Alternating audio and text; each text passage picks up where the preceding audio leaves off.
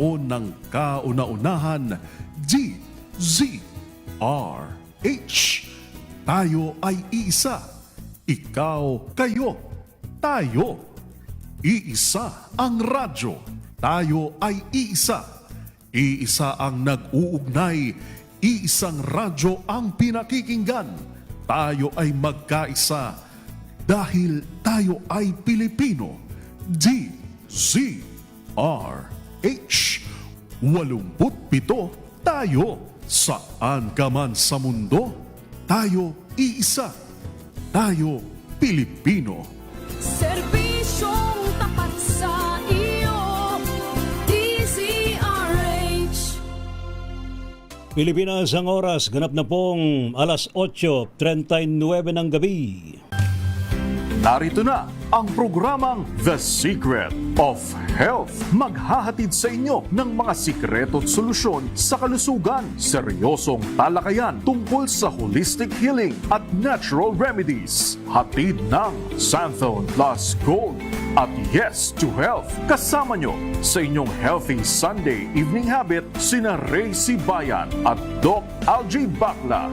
The Secret of Health.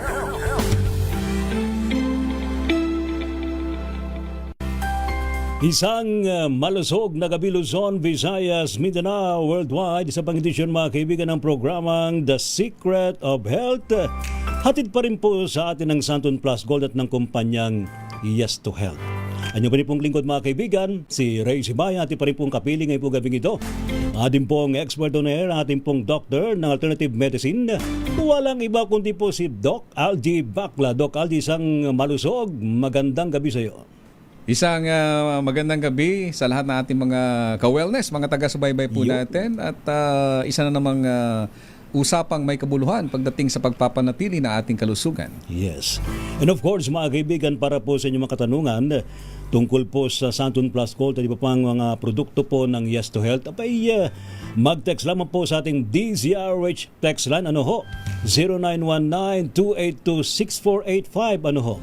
0919-282-6485. O kayo po ay pwedeng mag-comment sa ating live streaming sa live chat po ng DZRH News Facebook page. At syempre, tuloy-tuloy po yung ating pamimigay ng regalo sa ating Watch, Share, and Win. Sa mga nanonood po sa Facebook, of course. So, sa ating live. Pakishare lang ho yung ating live streaming at lagyan ng hashtag The Secret of Health. At mamaya, dalawa ho yung ating pong mariregaluhan. Ilagay nyo na rin yung mga good experiences nyo sa paggamit ng produkto ng Yes to Health. Yes. Ayan, at napakaganda ng mga products natin, especially Santon Gold Coffee Mix and Santon Plus Gold. Iyan. Basta Santon Gold Coffee Mix, masarap na masarap. Pampaganda na. Pampabata pa. Yun. The Secret of Health. Ngayong gabing ito ho, mga kababayan, abay ating pag-usapan ng tinatawag na exercise. Yung ano nga ba ang naidudulot sa ating katawan ng pag-ehersisyo, yung tinatawag na medicine of movement. Ayan. Bilang isa sa pangunahing determining factors po ng mahabang buhay. Doc, ano nga ba, basically, ano nga ba ang naitutulong sa atin ng exercise? Actually, for many decades, ang mga doktor, lagi nilang sinasabi that exercise can help protect the heart, pagandahin yung circulation. Maraming mga breakthrough, mga studies na makikita natin, inuugnay talaga ang ehersisyo sa mahabang buhay. Actually, tinatawag nila yung ultimate shield. Ultimate anti-aging shield. Yan. At it can affect every part of the body. At ang exercise daw ang isang modality na libre, pwedeng libre. Depende na sa inyo. Gusto niyo gumastos. Gusto niyo magbayad? Gusto niyo magkaroon ng coach o mga trainer? And anytime you can do it. At hindi kinakailangang napakahaba. May mga groundbreaking studies na nagtuturo sa exercise. Actually, isa sa nakita ko na napakagandang pag-aaral dito. Especially yung dun sa exercise na tinatawag na HIIT. H-I-I-T. Yung high intensity yun, training. Interval training. Ang nakita nila na yung exercise na yon, lalo na kung consistent, yung data nila para mga 6 months yun, consistent. Meron silang program dyan. Meron silang program.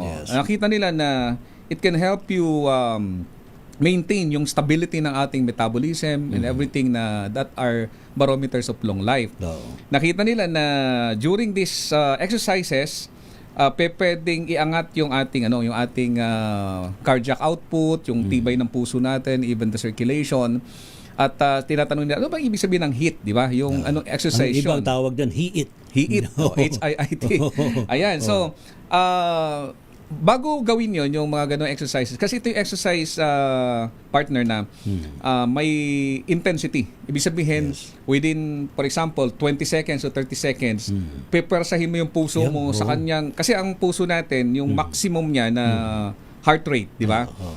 Yung tinatawag na maximum heart rate natin. For example, paano mo kukumputin yon? Dito sa formula na nakita ko, yung calculation para makita mo kung gaano kataas yung heart rate na pinaka-maximum sa'yo, Yes, Doc. na maging basis mo, 220, ibabawas mo dun sa 220 yung edad mo. For example, Para kung nag-HIIT ngayon, pinapawisan pa rin ako.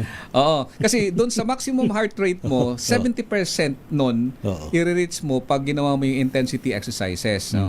For example, 30 years old ka, ang maximum na heart beat mo is 190. Okay. So, ang 70% niyan na pwede mo ma-reach sa paggamit ng exercise na high intensity, 133 beats. Okay. So, ang gagawin mo, yung pattern nila, kasi ito yung inuna ko, kasi dito nakita nila yung data. So, minomonitor to, Doc. No? Minomonitor, may study talaga, napakarami, at if you keep on doing exercise, malalaman mo sa sarili mo na totoo pala yung sinasabi ng mga pag-aaral. Just imagine, 20 to 30 seconds of intense, yung parang yung puso mo talagang imama-maximize yung kanyang tibok, tapos hihinto ka. Alam mo yung, di ba, yung ginagawa na iba, naglalakad lang sila. Yes. Tapos, relax lang. Yung iba nga, hindi pinagpapawisan. Meron ng lakad na, di ba, Oo. yung brisk walking, mas mabilis yun eh. Mas mabilis, pero Parang high intensity na rin yun, di ba, Doc? depende. Depende Oo, sa tapos, pacing. Pag mabilis yung pacing mo, parang mas mabilis yung Oo. yung heartbeat Ito mo. kasing strategy ng HIIT, Oo.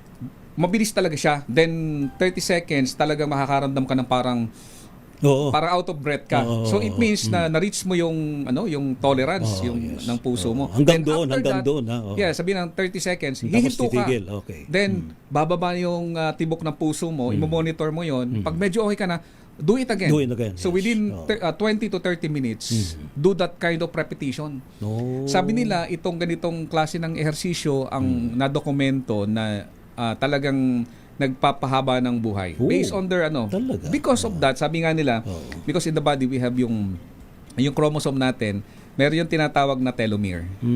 So nakita nila na